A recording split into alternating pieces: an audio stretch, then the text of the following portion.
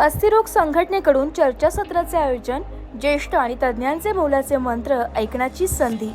Maharashtra orthopaedic association या राज्यस्तरीय अस्थिरोग तज्ज्ञांच्या संघटनेच्या 1 मे स्थापन दिनानिमित्त 30 एप्रिल ते 5 मे दरम्यान राज्यभर महाराष्ट्र ऑर्थोपेडिक सप्ताह साजरा केला जातो। या निमित्ताने प्रत्येक जिल्हा संघटनेच्या वतीने विविध समाज उपयोगी कार्यक्रमांचे आयोजन केले जाते। दरवर्षी एका विशिष्ट संकल्पनेच्या आधारावर भर देऊन कार्यक्रम आखले जातात, अशी माहिती नाशिक ऑर्थोपेडिक सोसायटीचे नवनिर्वाचित अध्यक्ष डॉक्टर राजेंद्र खैरे यांनी दिली आहे। तंदुरुस्तीतून आरोग्य ही या वर्षाची संकल्पना असून त्याद्वारे स्वतःला शारीरिक, मानसिक तसेच आध्यात्मिक स्तरावर तंदुरुस्त ठेवून आपले आरोग्य जपण्याचा संदेश देणारे उपक्रम राबविले जातात। त्या अंतर्गत नाशिकमध्ये विविध ठिकाणी कार्यक्रमांचे आयोजन केले जाणार आहे। स्वतःला तंदुरुस्त ठेवून दीर्घायुषी कसे बनवावे, वयाच्या 60 नंतर क्रियाशील राहून व्यवसाय करत राहणे, व्यवसायातून निवृत्तीनंतर शारीरिक मानसिक तंदुरुस्तीसाठी काय करावे यासाठी आणि 70 नंतर देखील ऐच्छिक जीवन कसे जगावे या सर्व बाबींचा नाशिकमधील सर्व नामांकित व ज्येष्ठ अस्थिरोग तज्ज्ञांच्या अमृतवाणीतून ऐकण्याची नामी संधी नाशिककरांना उपलब्ध करून दिली आहे।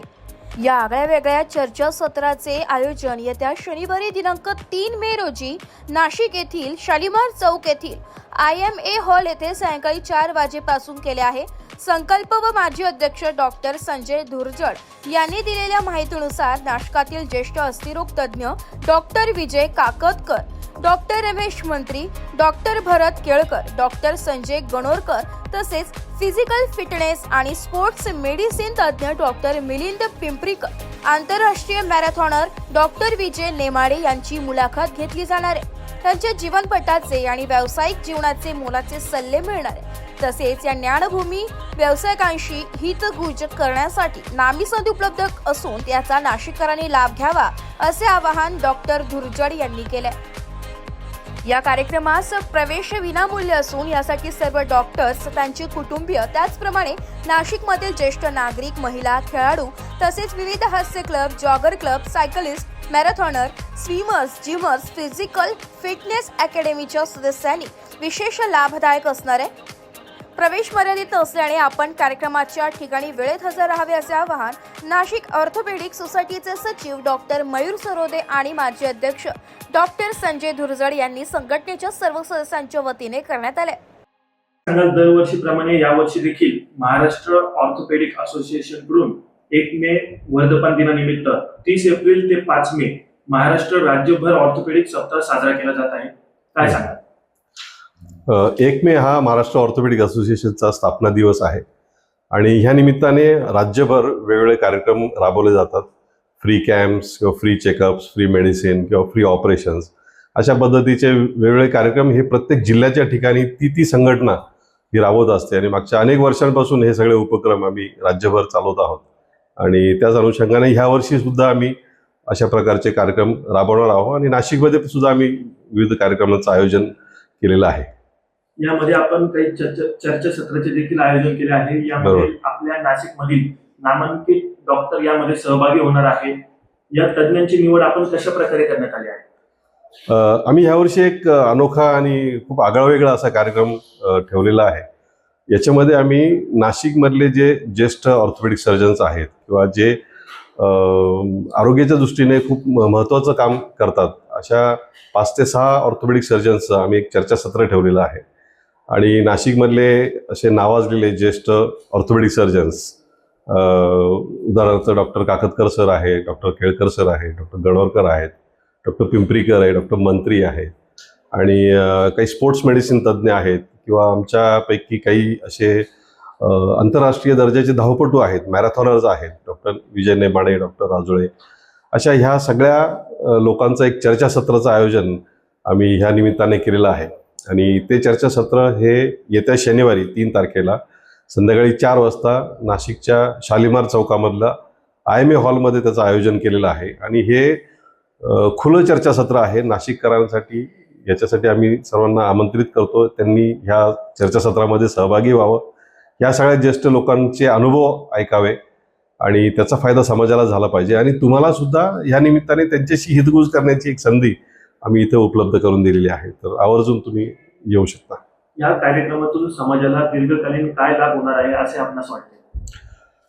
कसं आहे की आम्हाला सुद्धा ह्या सगळ्या लोकांचं आश्चर्य वाटतं की वयाच्या 70-75 मध्ये सुद्धा हे इतके एनर्जेटिक राहतात, पूर्ण रात्रंदिवस काम करतात, आमच्यापेक्षा सुद्धा जास्त ते काम करतात. तर त्यांचं हे जे काय जे चिरतारुण्याचं जे रहस्य आहे हे तर आम्हाला जाणून घ्यायचं आहे, आणि ह्या निमित्ताने आम्ही समाजाला सुद्धा ह्या गोष्टी पोहोचवण्याचा आमचा मानस आहे. आणि हे इतकं सगळं काम कसं करू शकतात, जसं उदाहरणार्थ काकतकर सरांबद्दल तुम्ही ऐकलं असेल की पहाटे 5-6 वाजेपासून ऑपरेशन करतात, रात्री 11-12 वाजेपर्यंत त्यांची ओपीडी चालते, आणि ते रात्री 12 वाजता सुद्धा इतके फ्रेश दिसतात. अशा लोकांच्या प्रतिक्रिया आहेत, आणि हे खरं सुद्धा आहे. इवन आता डॉक्टर केळकर किंवा डॉक्टर गरवकर यांना 40-40 वर्ष प्रॅक्टिस करून झालेले आहेत, तरी सुद्धा अजून ते जोरदारपणे त्यांची प्रॅक्टिस सुरू आहे. तर ही एनर्जी त्यांची येते कुठून, हे प्रेरणास्थान त्यांना मिळतं कुठून, आणि त्यांच्यासाठी काय आहे प्रॅक्टिस, काय आहे व्यवसाय, काय आहे त्यांचंही शेवटी कुटुंब आहे. मग त्यांचं काम, त्यांचं कुटुंब, त्यांचं स्वतःचं जीवन हे कसं बॅलन्स करतात. आणि ज्या समाजामध्ये खूप दुर्लभ झालेलं आहे की लोक आता कामाच्या व्यापामुळे ते इतके दबून जातात, स्ट्रेसमध्ये जातात, आणि आता त्याचे दुष्परिणाम आपण वेगवेगळ्या आजारांच्या माध्यमातून बघतो आहोत. लोकांना कमी वयामध्ये ब्लड प्रेशर, शुगर, थायरॉइड आणि विविध आजारांची लागण होते. खास करून कोविडच्या नंतर आपण बघितलेलं असेल आणि ऐकलं पण असेल की कमी वयामध्ये लोकांना अटॅक्स येत आहेत, लोकांना पॅरालिसिस झटके येत आहेत, बीपीची लागण होते, त्यांना वेगवेगळे आजार जडले जातात. तर हे त्या लोकांनी कसं साधलं असेल हे तुम्हाला जाणून घेण्यासाठी म्हणजे आम्ही पण उत्सुक आहोत, आणि तुम्हालाही ह्या सगळ्या गोष्टींची माहिती मिळू शकते. ह्या चर्चासत्रामध्ये तुम्ही सहभागी होऊ शकतात, ऐकू शकतात. तुम्हाला तुमचे काही प्रश्न असेल तर ते प्रश्न सुद्धा तुम्ही ह्या सगळ्या ज्येष्ठ लोकांना विचारू शकतात. आणि खूप छानपैकी ही संकल्पना आम्ही घेऊन आलेलो आहोत सगळ्या नाशिककरांसाठी. तर अवश्य त्याच्यामध्ये तुम्ही सहभाग नोंदवू शकता. महाराष्ट्र ऑर्थोपेडिक असोसिएशन अशा कार्यक्रमांद्वारे भविष्यात काय उद्दिष्ट ठेवते? कसं असतं की आता आम्ही इतक्या वर्षांपासून प्रॅक्टिस करतो, ह्या समाजामध्ये राहून प्रॅक्टिस करतो, समाज आम्हाला मान सन्मान देतो, ह्या समाजाच्या आधारातून आम्ही आमची दैनंदिन रोजीरोटी कमवतो, आम्ही पैसा कमवतो. तर कुठेतरी एक भावना अशी आहे की ह्या समाजाला आम्ही काहीतरी परत केलं पाहिजे. एक ग्रॅटिट्यूड, एक कृतज्ञता आम्ही व्यक्त केली पाहिजे, आणि हे परत देण्याची किंवा सामाजिक बांधिलकी जोपासण्यासाठीचा हा एक व्यासपीठ आहे असं आम्ही समजतो. आणि दरवर्षी आवर्जून प्रत्येक जिल्ह्याच्या ठिकाणी कमीत कमी तसं बघितलं तर आम्ही एकच दिवस हा पाळला पाहिजे, परंतु आम्ही एक दिवसासाठी मर्यादित न राहता आम्ही 7-7 दिवस हा सगळा सप्ताह पाळतो. या सप्ताहामध्ये आम्ही विविध कार्यक्रम घेतो, आणि समाजाला याचा उपयोग झाला पाहिजे, याची माहिती मिळाली पाहिजे. आम्ही काय जीवन जगतो किंवा आम्ही काय काम करतो हेही लोकांना कळालं पाहिजे. आणि जो आजचा प्रॉब्लेम आहे की डॉक्टर आणि रुग्ण यांच्यामधला जो दुरावा वाढत चाललेला आहे, तर तो कुठेतरी आमचा कमी करण्याचा ह्या माध्यमातूनचा प्रयत्न आहे. आणि रुग्णांना डॉक्टरांच्या जीवनाबद्दलची, कामाबद्दलची माहिती मिळावी, डॉक्टरांनाही रुग्णांची जी काही सायकोलॉजी असेल, मानसिकता असेल ती समजून घेण्याचे एक व्यासपीठ मिळावं, एक जवळीक साधली जावी, आणि समाजाला त्याचा उपयोग झाला पाहिजे. सवलतीच्या दरामध्ये म्हणा किंवा अगदी विनामूल्य एखादी सेवा आम्ही ह्या निमित्ताने देतो. अशा बरेच वर्षांपासून हे सगळे कार्यक्रम सुरू आहे, आणि याला राष्ट्रीय पातळीवरती सुद्धा खूप मान्यता आहे, आणि याचं खूप कौतुक पण झालेलं आहे.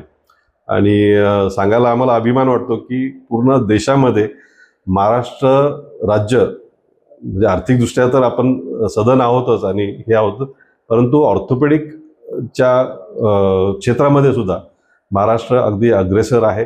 महाराष्ट्रामध्ये ज्या पद्धतीची टेक्नॉलॉजी आहे, ज्या पद्धतीचं काम केलं जातं, ज्या पद्धतीचे केसेस इथे आम्ही मॅनेज करतो, पूर्ण मुंबईसारख्या, पुण्यासारख्या, नागपूर, अगदी नाशिकमध्ये सुद्धा, तर वर्ल्ड क्लास टेक्नॉलॉजी सगळीकडे अवेलेबल आहे, आणि खूप माफक दरामध्ये आपल्या इथे काम चालतं. तर ही एक सामाजिक बांधिलकी आहे, आणि समाजाला याचा जास्तीत जास्त उपयोग करून द्यायचा, आणि आम्हाला सुद्धा या समाजाबद्दल कृतज्ञता व्यक्त करून देण्याचं एक माध्यम, अशा या पद्धतीने आम्ही ह्या सगळ्या उपक्रमाकडे बघतो. आणि पुन्हा एकदा तुम्हाला त्या चर्चासत्रामध्ये भाग घेण्यासाठीचं मी तुम्हाला आमंत्रण देतो. शनिवारी दुपारी 4 वाजता IMA हॉल शालिमार इथे आपण आवर्जून या. तुम्ही या, तुमच्या कुटुंबियांना घेऊन या, तुमच्या आजूबाजूच्या लोकांना घेऊन या. ज्येष्ठ नागरिक, महिला, जे खेळाडू आहेत, जॉगर्स क्लब आहेत, स्विमर्स आहेत, ॲथलीट्स आहेत, तर त्यांना सुद्धा आम्ही त्या पद्धतीने मार्गदर्शन करणार आहोत किंवा तुमचे जे प्रश्न असतील तर ते प्रश्न आम्ही त्या प्रश्नांचे उत्तर देण्याचा आम्ही तिथे प्रयत्न करणार आहोत. तंदुरुस्तीतून आरोग्य ही या वेळेची थीम ठेवण्यात आली आहे. या मागचे नेमके कारण काय आहे? जसं मी म्हटलं की मागच्या काही दिवसांमध्ये वरवरून दिसायला जरी माणूस एखादा निरोगी दिसत असेल, परंतु आतमध्ये त्याच्या शरीरामध्ये अनेक आजार जडलेले असतात आणि याच्यामुळेच अचानक हार्ट अटॅक येणं, अचानक पॅरालिसिस होणं किंवा कमी वयामध्ये BP आणि शुगरसारख्या आजाराची लागण होणं.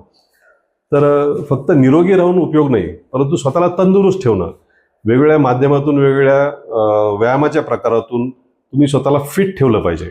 मग ते तुम्ही जॉगिंग असाल, रनिंग असाल, ॲथलेटिझम असेल किंवा अगदी जिमला जाणं असेल, योगा करणे असेल, अशा विविध माध्यमातून स्वतःला फिट ठेवणं. आणि सांगायला आम्हाला अभिमान वाटतो की आमच्या डॉक्टरांपैकी आज अनेक डॉक्टर्स हे स्वतःला इतके फिट ठेवतात. कुणी सायकलिस्ट आहे, कुणी मॅरेथॉनर्स आहे, अगदी आयर्नमॅन सुद्धा आहेत. म्हणजे आमचे सध्याचे जे आमचे राज्याचे अध्यक्ष आहेत डॉक्टर संपत डुंगरे पाटील, हे स्वतः आयर्नमॅन आहे. फक्त स्वतःच नाही, त्यांची सुविद्य पत्नीसुद्धा ही आयर्नमॅन आहे. त्यांच्या दोन्ही मुलीसुद्धा हाफ आयर्नमॅन आहेत. तर त्याच्यामुळे त्यांना त्याचं महत्त्व खूप चांगल्या पद्धतीने माहिती आहे आणि कदाचित म्हणून त्याच्यामुळे त्यांना असं वाटलं असेल की ही थीम ठेवली की प्रत्येक व्यक्ती, तो डॉक्टर असेल किंवा समाजातला प्रत्येक घटक असेल, त्यांनी स्वतःला तंदुरुस्त ठेवणे, फिट ठेवणे, फक्त हेल्दी नाही परंतु फिट ठेवणे. फिटनेस हा हेल्दीचा एक वेगळा स्तर आहे किंवा पुढची पायरी आहे. फक्त तंदुरुस्त न राहता फिट राहा, फिजिकली फिट राहा, जेणेकरून तुम्ही अनेक वर्ष खूप चांगल्या पद्धतीने काम करू शकता, व्यवसाय करू शकता आणि अगदी 60 नंतर सुद्धा जे आपण व्यवसाय करून स्वतःसाठी 2 पैसे कमवू शकतो. आणि तेच आपल्या इथल्या नाशिकमधल्या ज्येष्ठ डॉक्टरांनी केलेलं आहे. त्यांनी स्वतःला फिट ठेवलेलं आहे, ते तंदुरुस्त आहेत आणि म्हणून ते 70मध्ये सुद्धा एखाद्या 35-40 मधल्या एखाद्या डॉक्टरला लाजवतील इतकं काम ते करू शकतात. आणि हेच आम्हाला समाजाच्या समोर आणायचं आहे. हे चर्चासत्र त्याच उद्देशाने आम्ही. ब्युरो रिपोर्ट, नाशिक लोकशाही न्यूज, नाशिक.